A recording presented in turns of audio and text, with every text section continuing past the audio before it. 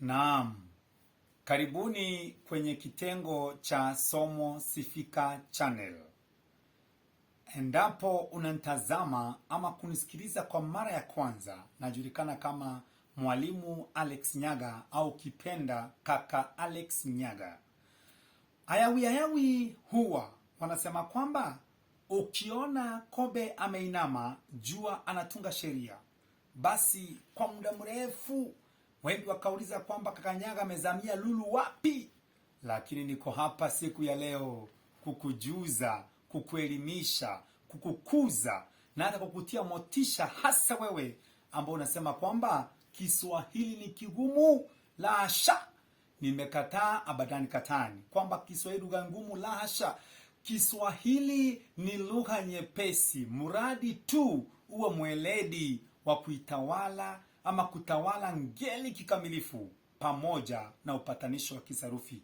Basi wewe unayesikiliza, ukiwa mwanafunzi, ukiwa mwalimu, ukiwa mtu yeyote yule, hasa una matatizo ya Kiswahili, basi gwiji mwenyewe ama nimuite Garacha yu pamoja nawe, anakutazama hivi, na kama unamtazami unamsikiliza, aweze kukujuza mambo na majambo kuhusiana na lugha hii nyepesi, lugha ya Kiswahili.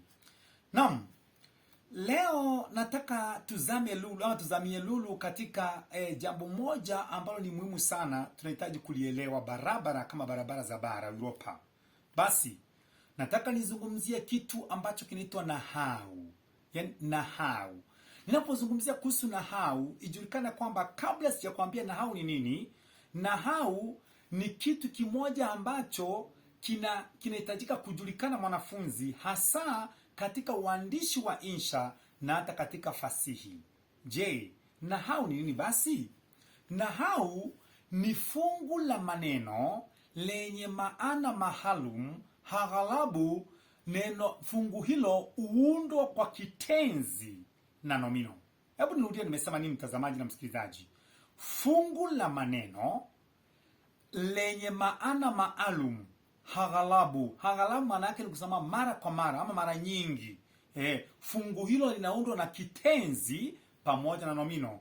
Nikupatie mifano michache uweze kunielewa vizuri. Kwa mfano, unaweza kusema kwa mfano kusema kula mwata.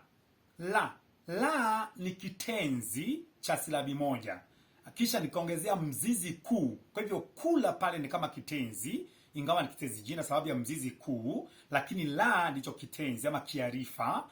Kwa hivyo kula mwata. Je, kula mwata ni kufanya nini? Ukisikia mtu akisema amekula mwata, inamaanisha kwamba amepata shida. Amekuwa na tabu, amekuwa na dhiki. Kwa hivyo kula mwata, jambo la kwanza, kupata tabu. Pili, kula kalenda. Na leo tunataka tuangalie nahau ambazo zinazungumzia kuhusu kula. Hivyo basi, ya kwanza tumesema ni kufanya nini?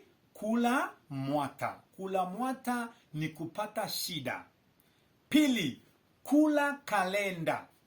Kula kalenda ni kufungwa jela. Kufungwa jela, huko ndio kula kalenda. Kwa mfano, mwizi alikula kalenda ya miaka 7. Kisha unaweza kusema kula njama. Ukisikia mtu amekula njama, ni kumaanisha kwamba ni mtu ambaye anapanga mkutano wa siri, anapanga jambo, anapangia mtu jambo baya. Kwa hivyo kula njama ni ile hali ya kupanga mkutano wa siri ukiwa na nia mbaya. Huo ndio unaitwa nini? Kula njama. Naam. Pia nambari ya 4 unaweza kusema kula hongo.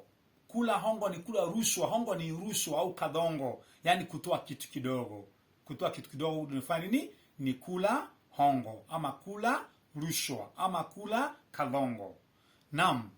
Kuna kula nyingine ambayo unasema kula chumvi nyingi, ambayo najua inajulikana kila mmoja. Kula chumvi nyingi. Ukisikia mtu amekula chumvi nyingi, inamaanisha kwamba amezeeka, yani ameishi miaka mingi. Huko ndio kula chumvi nyingi. Naam, tunaweza kusema pia kuna kula yamini. Kwa mfano, kula yamini kuapa. Umekula kiapo.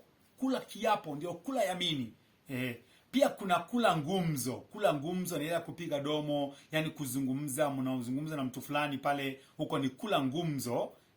Mnakula nyama ya ulimi pale, huko ndio kula ngumzo. Pia tunaweza kusema kwamba kuna kula mumbi.